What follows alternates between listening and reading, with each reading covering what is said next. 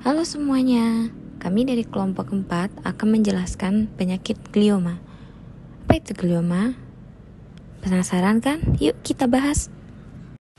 Glioma merupakan jenis tumor otak yang asalnya dari sel glial atau sel pendukung saraf. Glioma juga dapat terjadi di batang otak dan sumsum tulang belakang.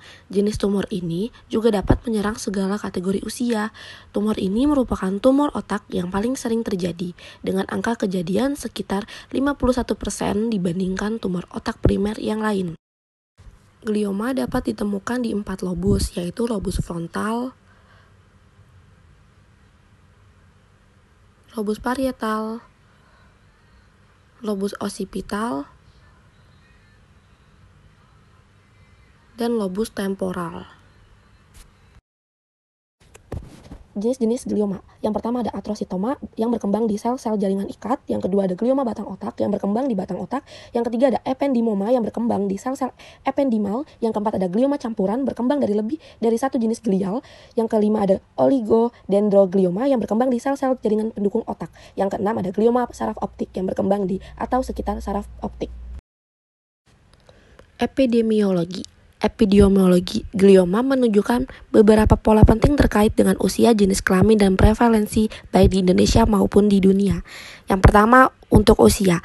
Anak-anak. Glioma sering ditemukan pada usia muda, terutama jenis glioma seperti pilocytic astrositoma yang umumnya lebih sering terjadi pada anak-anak dan remaja. Glioma yang menyerang batak otak atau saraf optik adalah yang paling sering ditemui pada anak-anak. Yang kedua, dewasa muda hingga usia lanjut. Glioblastoma multiforme. Jenis glioma derajat tinggi adalah jenis glioma yang paling sering dijumpai pada orang dewasa, terutama mereka yang berusia antara 45 hingga 70 tahun. Glioma ini biasanya lebih agresif dan memiliki prognosis yang lebih buruk.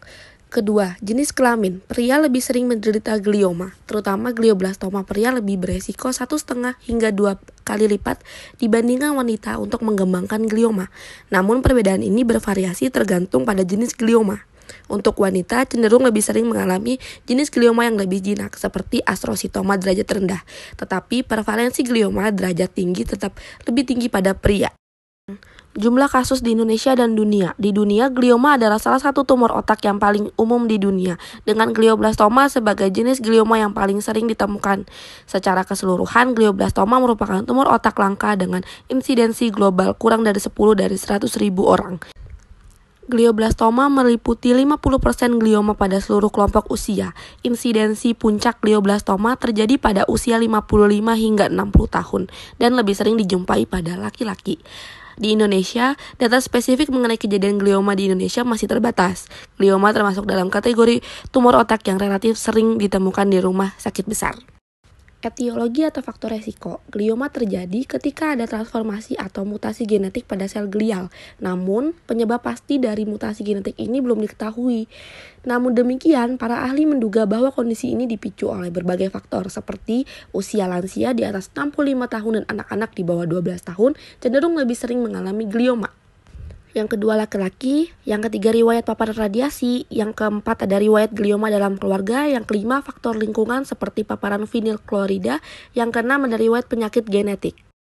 Gejala tumor otak dapat ditandai dengan nyeri kepala progresif terus-menerus, mual dan muntah, perubahan dalam bicara, penglihatan maupun pendengaran, gangguan keseimbangan dan berjalan, perubahan dalam sikap maupun tingkah laku dan gangguan konsentrasi, kelemahan anggota gerak tubuh, gangguan memori.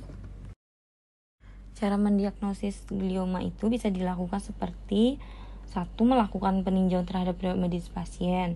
Kedua, itu bisa melakukan pemeriksaan lab seperti cek dan tes darah lengkap, fungsi hati dan ginjal, gula darah, hepatitis B dan C, hemostasis, dan elektrolit lengkap. Yang ketiga itu ada pemeriksaan fisik seperti kemampuan berpikir dan mengingat, penglihatan, pendengaran, keseimbangan tubuh, dan refleks tubuh. Yang keempat ada pemeriksaan anatomi seperti biopsi. Kemudian ada lagi yang kelima, pemeriksaan neurooftalmologi.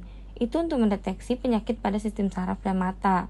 Kemudian yang keenam ada pemeriksaan radiologi seperti CT, MRI, dan PET-CT.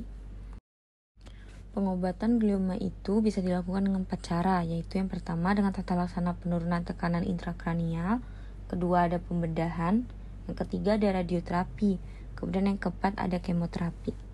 Demikian hasil pembahasan kelompok kami tentang glioma. Semoga video ini bisa memberikan manfaat untuk kita semua. Terima kasih semuanya.